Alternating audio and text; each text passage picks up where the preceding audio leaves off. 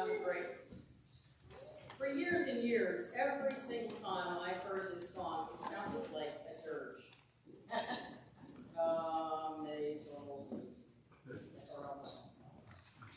So I requested this song as the entrance hymn because one day I was listening to it on the radio, and the words marched out of my mouth with as much joy and enthusiasm as a little boy excited to meet a newborn baby king. They just sort of walked out, and it changed my whole attitude about the song. And for the first time, I think I heard the words as they might have been said by children. Excited, getting to see a new baby, a king. Come, they told me, pum-pum-pum-pum. A newborn king to see, pum-pum-pum-pum. Today I want you to imagine the excitement there had to be this first Christmas. First of all, there were shepherds in the fields. They had seen angels, and the little kids among them ran to see their friends in the town. One ran past the little drummer boy, I imagine, and told him, "Hey, we're bringing gifts to the newborn king. Come and see. Everyone's coming to see." The little drummer boy, he didn't have anything to give that would have considered a value at that time. The only thing he had was his drumming. He had no hope of leaving something with the king. But it turns out this newborn king had no need of any earthly gift. In fact, all that we are and all that we have has come from him. Truly the best gift I think that any of us can give to Jesus is the gift of ourselves, giving the gift of time to each other. We feed and we clothe and we comfort and we love Jesus when we share ourselves and our gifts. We are the best Christmas presents that we can give. It's our presence.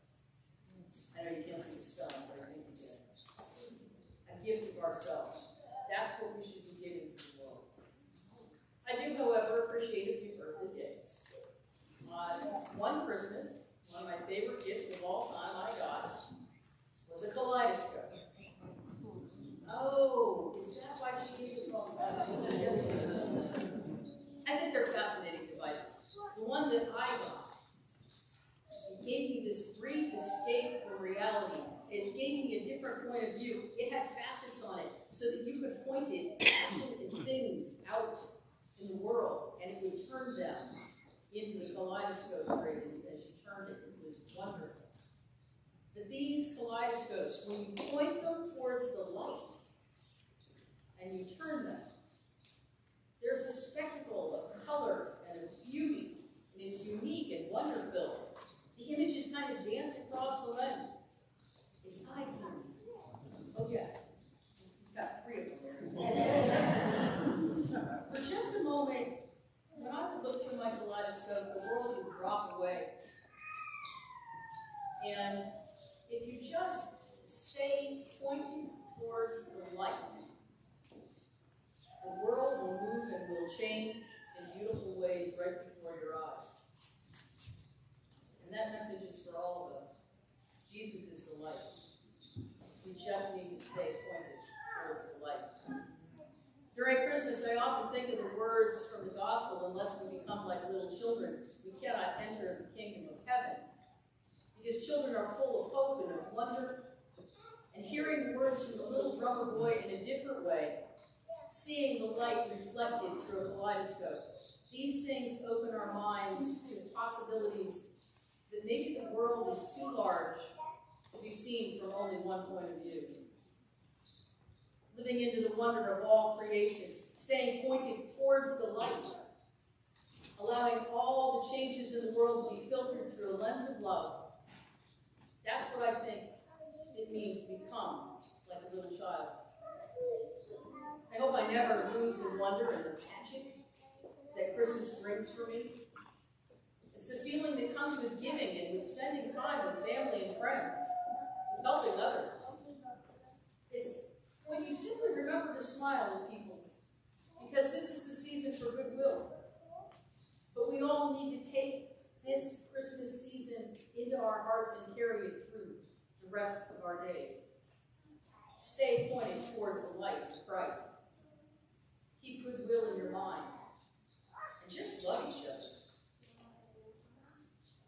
You know, we need a message of love and hope. We need it. We need to carry it to others. God knows, and I do literally mean that God knows that this world needs love and hope right now. We tend to get caught up in the moment. But we really need to carry the moment and the light of Christmas, the wonder and the magic, into our everyday lives. We need to become open and willing to stay focused on the light of Christ.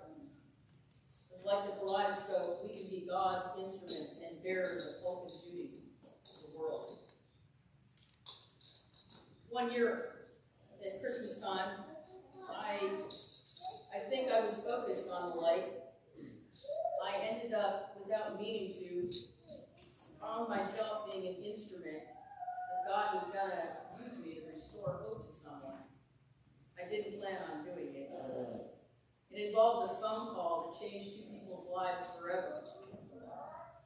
I was a manager at American Airlines, and one night, just before Christmas, and I do mean it was like the 22nd or 23rd, everybody was outside working flights, but I was at the operations desk, and one of my employees was sitting in the break room by himself. He had some other duties to do that night. And as we're sitting there up on the TV, one of the Santa Clauses was granting wishes. Imagine these huge wishes being granted by Santa in the story. And it was so fun to watch. And as I was standing there, I turned to my coworker and I said, "Steve, what do you want Santa to bring you for Christmas?" And his whole attitude changed, and he put his head down and he said, "I don't think Santa's going to bring me what I really want for Christmas."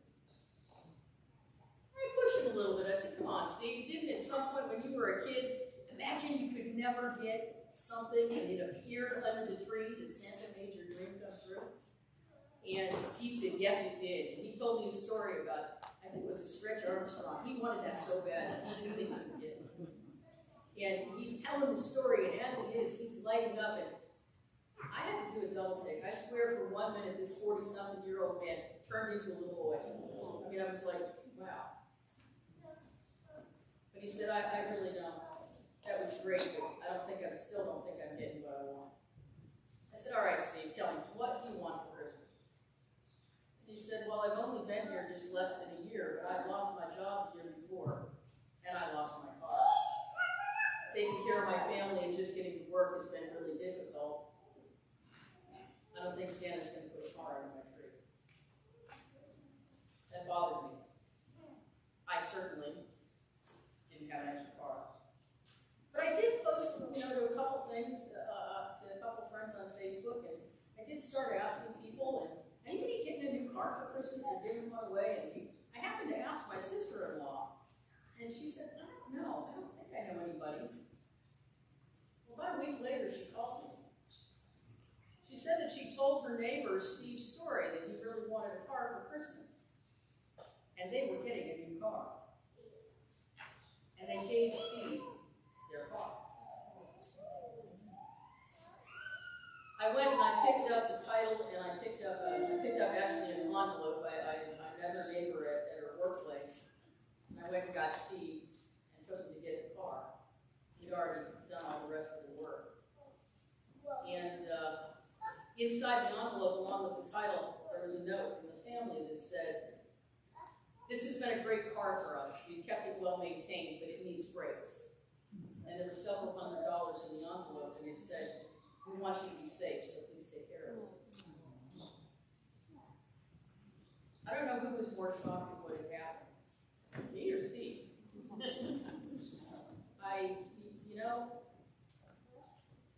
Santa's elves must have been working really, really hard at making this happen. I really didn't do much. All I did was tell a story. I just acted on behalf of someone else and said, "I know somebody who needs something." And then I let it go. God had to be in there doing this, because I know it certainly wasn't me. And I think that that's exactly what we're supposed to do. unplanned conversation, a random phone call, an unlikely request yielded an outcome that changed both our lives. This experience taught me that what we do, especially when we're trying to restore hope for another person, is invite God to be with us, and God will be there with you.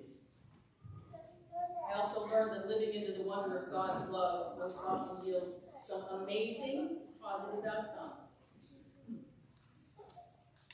Jesus is the light. I want you all to take those kaleidoscopes home. Stay pointed towards the light. Just staying focused on that light. That's the reason we are the light of the world. Don't stay in the moment of Christmas, but carry the light of Christmas with you today and every single day. Don't wait for a perfect moment. Every moment is perfect. Every moment is an opportunity. Let your light shine and live in the awe and wonder. Worship the King of Kings and the Lord of Lords, God incarnate.